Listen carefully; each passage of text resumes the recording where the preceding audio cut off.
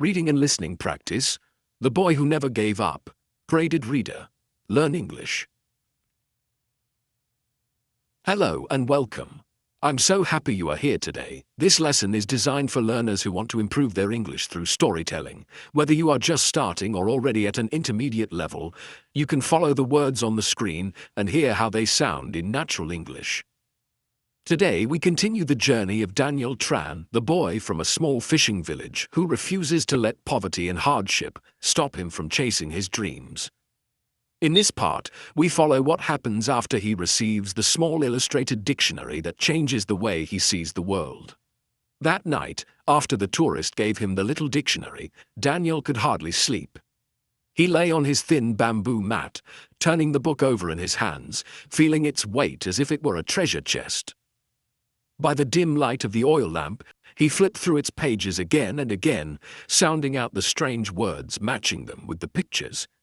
His lips moved silently, and though he mispronounced many words, his heart was full of excitement. The next morning, Daniel carried the dictionary with him to the market while helping his mother. When there were no customers, he would open the book and read a word aloud. Some villagers laughed gently, saying, "Why waste time on a language we don't use?" But Daniel only smiled. Deep inside, he knew they could not see what he saw, a path beyond the horizon. A few days later, while collecting seashells on the beach, Daniel heard voices speaking in the same musical language as the tourist before. Two elderly foreigners were walking slowly along the shore, stopping now and then to pick up shells. Daniel's heart pounded. He had learned a few simple greetings from the dictionary, and now was his chance to try. He took a deep breath, walked up to them and said, "Hello, my name's Daniel." His voice shook, but the couple's faces lit up with warm smiles. The man replied slowly, "Hello, Daniel. My name is John. This is my wife, Mary." From that moment, something began to change. Over the following days, Daniel met them again and again. They were retired teachers from England, spending their winter in the village. When they learned about his dream to speak English, they invited him to their small house every Sunday. Daniel agreed without hesitation. He didn't know it yet, but this meeting would become the turning point in his journey, the first real step toward making his dream a reality. Daniel woke up the next morning with his promise still fresh in his mind. The sound of waves outside seemed to echo his determination.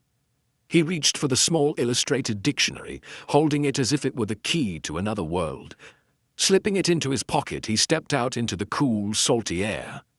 The village was already alive. Fishermen mended their nets, women arranged baskets of vegetables at the market, and children played barefoot on the sand. Daniel joined his mother, helping carry goods to the market, but every spare moment he pulled out the dictionary, sounding out words quietly, tracing them with his finger, and imagining their meanings. Some villagers noticed and shook their heads. "Learning those strange words won't put food on the table," one man muttered. Daniel simply smiled. They didn't understand that each word he learned was like a small step toward the horizon he dreamed of crossing. One sunny afternoon, while collecting seashells to sell, Daniel saw two elderly foreigners walking slowly along the beach. Their voices carried over the sound of the waves, speaking in the same language from his little dictionary, English. His heart began to race.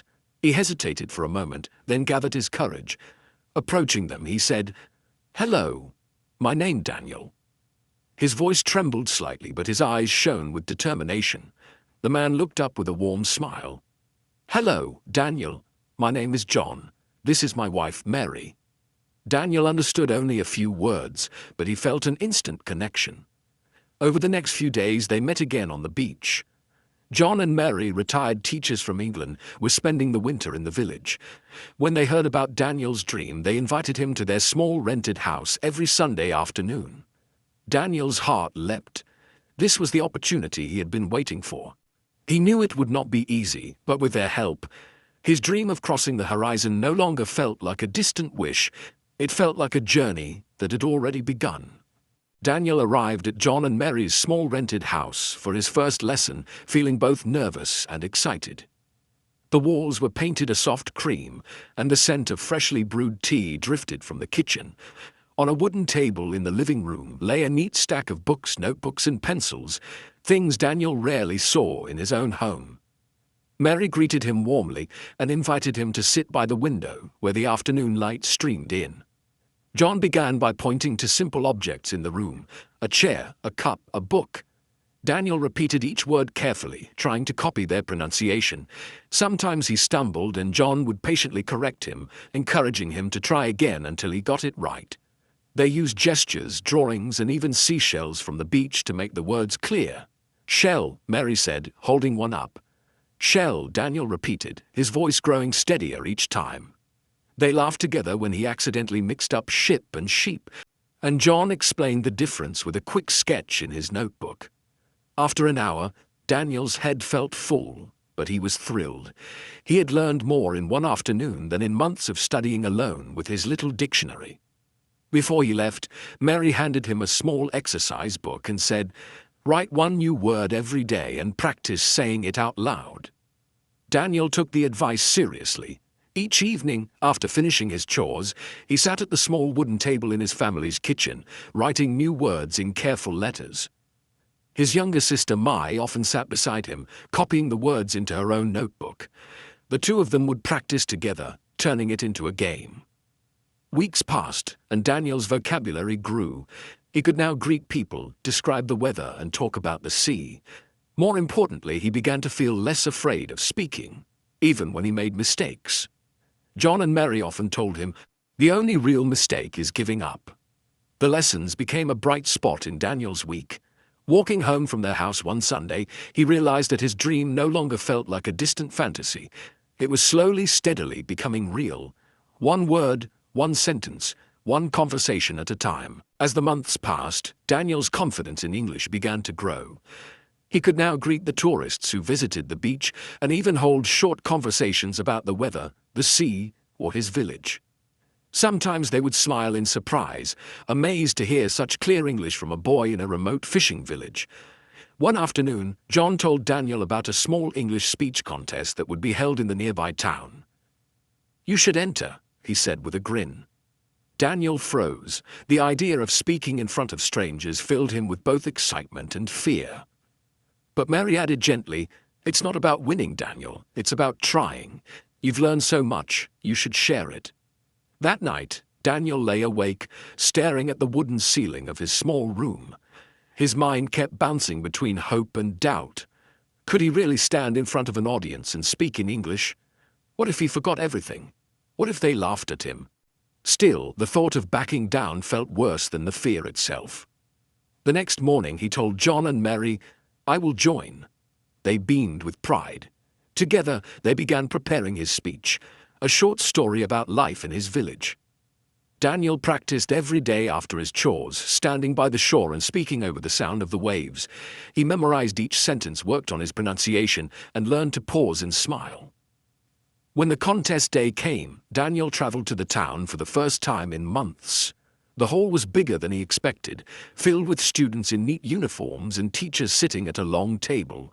His heart pounded as his name was called. Stepping onto the stage, he glanced at the crowd and felt his throat tighten. He began his speech, but halfway through, the words slipped away from him. The silence in the room felt endless. Someone coughed in the back. Daniel's hands shook. He managed to finish with a few broken sentences, but he knew he had failed. Afterward, he sat alone outside the hall, staring at the ground. For the first time in months, he thought about giving up. But as he held the exercise book Mary had given him, he realized something. He had faced his fear, and that was already a kind of victory. The walk back to the village that evening felt longer than usual. Daniel kept replaying the moment he forgot his words, feeling the heat of shame in his cheeks. When he reached home, Mai ran up to him, eager to hear about the contest. Seeing the sadness in his eyes, she simply sat beside him without asking questions. The next day, John and Mary came to visit. Daniel avoided their gaze, expecting disappointment. Instead, John smiled and said, "We're proud of you." Daniel frowned. "But I failed. I forgot my words." Mary shook her head gently. "You stood in front of strangers and spoke in another language. That is not failure, it's courage." Those words stayed with him. The following week, Daniel returned to his lessons with a new attitude.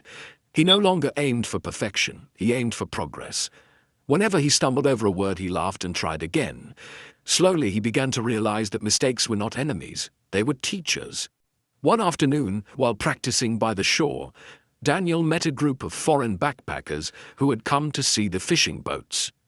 They were looking for a guide who could speak English, and without thinking too much, Daniel offered to help. He took them around the village, explaining how the fishermen mended their nets, how the women dried fish under the sun, and how the children played by the water. The tourists were delighted, and at the end of the tour, they gave him a generous tip and took a photo with him. It was the first time Daniel had earned money using his English. That night, he held the small bundle of notes in his hands, feeling a mix of surprise and pride. From then on, whenever tourists visited, Daniel would step forward to talk to them. He listened carefully to their words, learning new expressions each time. The more he spoke, the more natural it felt. One evening, as he watched the sun dip into the horizon, Daniel thought back to the boy he was months ago, shy, hesitant, unsure. Now, though he still had a long journey ahead, he felt something different inside him, the unshakable belief that he was moving forward, one step at a time, and that no setback could make him turn back. Months turned into a year, and Daniel's English became a bridge that connected his small fishing village to the wider world. Tourists began to recognize him as the boy who speaks English, and some even returned just to see him again. They brought postcards from their countries, books in simple English, and sometimes little gifts. One rainy afternoon, a couple from Australia told Daniel about a community centre in the city that offered scholarships for young people to study English more formally. "You should apply," they encouraged. The idea felt both thrilling and frightening. The city was far away, bigger and busier than anywhere he had ever been. But that night, Daniel sat down with Mary and John to fill out the application form, carefully writing his answers with the same determination he once had when learning his first English words. Weeks passed before a letter arrived, stamped with the name of the centre. His hands trembled as he opened it. He had been accepted. Full scholarship, with classes starting in 3 months. The village celebrated his achievement as if it were their own. His mother hugged him tightly, whispering, "Your father would be proud." In the weeks before leaving, Daniel worked extra hard, helping on the fishing boats in the morning, practicing English in the afternoon, and preparing for city life at night. He had never lived away from the sea, and the thought of tall buildings instead of waves made him uneasy. On the morning of his departure, the whole village gathered at the pier. Mai handed him a small seashell necklace. "So you'll always remember home," she said with a shy smile. Daniel's eyes burned, but he promised, "I'll come back. And when I do, I'll bring the world with me." The bus ride to the city felt like stepping into another universe. Skyscrapers rose where he expected trees, and the air buzzed with the sound of cars and voices in dozens of languages. The community center was even larger than he had imagined, with classrooms filled with students from different countries. That night, lying in his new dorm bed, Daniel stared at the unfamiliar ceiling. He felt the same mix of fear and excitement he had felt before his first contest. But deep down, he knew one thing: this was the next big wave in his life, and he was ready to ride it. The first weeks in the city tested Daniel in ways he hadn't expected. The pace was relentless. Classes began early, assignments piled up quickly, and conversations happened faster than he could follow. At times, he felt like a small boat lost in a stormy sea. But every evening, after dinner, Daniel stayed in the study room long after others had left. He read English books aloud, repeated phrases from recordings, and even practiced speaking to his reflection in the window. Slowly, the words began to flow more naturally, like a river finding its way to the ocean. One afternoon, his teacher announced a special project. Students would form teams to give a presentation on a topic of their choice. Daniel was paired with Lena, a confident girl from the Philippines, and Ahmed, a soft-spoken student from Egypt. At first, Daniel felt intimidated. Both spoke English more fluently than he did. But instead of stepping back, he volunteered to open the presentation. "If I start, I'll set the tone," he told himself. The topic they chose was the power of community. Daniel spoke about his fishing village, the way neighbors helped repair nets, shared food in hard times, and celebrated together when the catch was good. As he described the salty breeze, the rhythm of the waves, and the laughter of children by the shore, he noticed the audience leaning forward, listening closely. When the presentation ended, their teacher smiled and said, "Daniel, you made us see your home through your eyes. That's true communication." Those words filled him with a pride unlike any he had felt before. Outside the classroom, Daniel started joining city events where tourists and locals gathered, language exchange nights, cultural festivals, and volunteer activities. At one event, he met a travel writer who was fascinated by his story. "You should share this with the world," she said, offering to publish his words in a travel magazine. That night, Daniel wrote his first short article in English, a heartfelt piece about life in his village, ending with the line, "Home is not just a place, it is the people who teach you how to dream." When the magazine published it weeks later, Daniel's classmates congratulated him, and even strangers sent him messages saying they were inspired. For the first time, Daniel realized his voice, once small and hesitant, could now travel farther than the sea he had grown up beside. Months passed, and Daniel's life in the city began to feel less like a challenge and more like an adventure. He had grown comfortable navigating busy streets, ordering food in rapid English, and making friends from countries he had only read about before. But deep inside, the call of the sea still echoed in his heart. One day his teacher announced a national English-speaking competition. The winner would earn a scholarship to attend a short-term cultural exchange program abroad.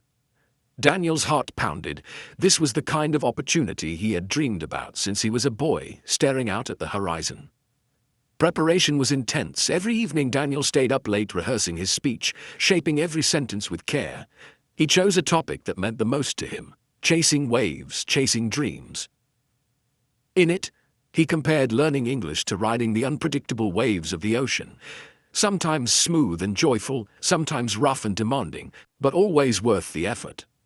On the day of the competition, the hall was filled with students, teachers, and judges from across the country. When Daniel's name was called, he walked to the stage, his palms sweating but his head held high. As he began to speak, memories of his village rushed back. His mother's smile, my seashell necklace, the smell of the salty air. His voice grew stronger with each word, carrying both confidence and sincerity. When he finished, the room erupted in applause. Daniel stepped down from the stage, unsure if he had done enough to win, but certain that he had given everything he had. Hours later, when the results were announced, his name was called as the champion. The scholarship was his. The news spread quickly. Mary and John called to congratulate him, and Mai's voice over the phone was bright with excitement. "I told you," she said, "one day you'd bring the world to our village." As Daniel held the award in his hands, he realized this was more than just a ticket to see another country. It was proof that the promise he had made to himself years ago was coming true. The boy who once watched ships disappear over the horizon was now preparing to step onto one himself, ready to see how far his dreams could carry him. The weeks leading up to Daniel's trip were a whirlwind of preparation. He applied for his passport, packed clothes he had never imagined wearing, and practiced English every morning to make sure he could express himself clearly when he arrived. Each night, he walked along the river near his apartment, looking at the water as if it were a bridge to the places he was about to see. When the day finally came, Daniel boarded a plane for the first time in his life. As the engines roared and the ground fell away beneath him, he felt both nervous and exhilarated. He thought about the small boy who had once stood barefoot on the beach, watching ships vanish into the horizon, and smiled. Now, he was the one crossing it. The program took him to a bustling coastal city in another country. The air smelled different, the streets buzzed with unfamiliar sounds, and signs were written in a mix of languages. At first, it was overwhelming, but Daniel reminded himself that every challenge was a wave to ride. He stayed with a host family who welcomed him warmly. They encouraged him to join in their daily life, shopping at the market, helping cook local dishes, and sharing stories over dinner. Daniel realized that learning a language wasn't just about words. It was about connecting with people, understanding their joys, and respecting their struggles. During the exchange, Daniel gave a talk at a community center about his fishing village. He showed photos of the sea, the boats, and the smiling faces of the people back home. His audience asked questions about the culture, the traditions, and even the challenges of living by the ocean. For Daniel, answering in English felt almost natural now. No hesitation, no fear. One evening as he walked along the harbor of this new city, the sunset painted the sky in gold and crimson, just like it did back home. The sight made him pause. He realized that while the world was vast and full of differences, there were also threads that connected every shore, shared dreams, shared struggles, and the same longing to belong. Daniel knew his journey wasn't just about learning English anymore. It was about becoming a bridge between his village and the wider world, carrying Riz across waters that once seemed impossible to cross. Daniel's final day abroad arrived too soon. As he stood at the airport, suitcase by his side, he felt a mix of gratitude and determination. The boy who once feared the limits of his small village was now a young man who had touched another part of the world. He had spoken in front of strangers, shared his culture, and listened to theirs. And in doing so, he had realized that dreams are not just meant to be reached. They are meant to keep growing. When the plane touched down back home, Mai and his mother were waiting at the arrival gate. His mother's eyes filled with tears as she hugged him tightly. "You've crossed the horizon, Daniel," she whispered, "and you brought it back with you." Life in the village looked the same sandy paths, the same smell of the ocean. But Daniel felt different. He began teaching English classes to children under the shade of the old banyan tree. He told them stories not only of his trip, but of the journey it took to get there. His lessons were full of laughter, encouragement, and the belief that every child could chase their own horizon. One evening, as the sun sank into the sea, Daniel stood by the shore with Mai. The waves lapped gently at their feet. "Do you think we'll ever run out of dreams to chase?" Mai asked. Daniel smiled, looking out at the endless water. "No," he said. "The ocean doesn't end, and neither do our dreams." And so the boy who never gave up became the man who inspired others to keep going, reminding them that no matter how small the place you come from, your spirit can be as wide as the sea. Thank you for joining this journey today. I hope Daniel's story has touched your heart and reminded you of your own dreams. Keep learning, keep believing, and never stop chasing the horizons in your life. Until next time, goodbye and take care.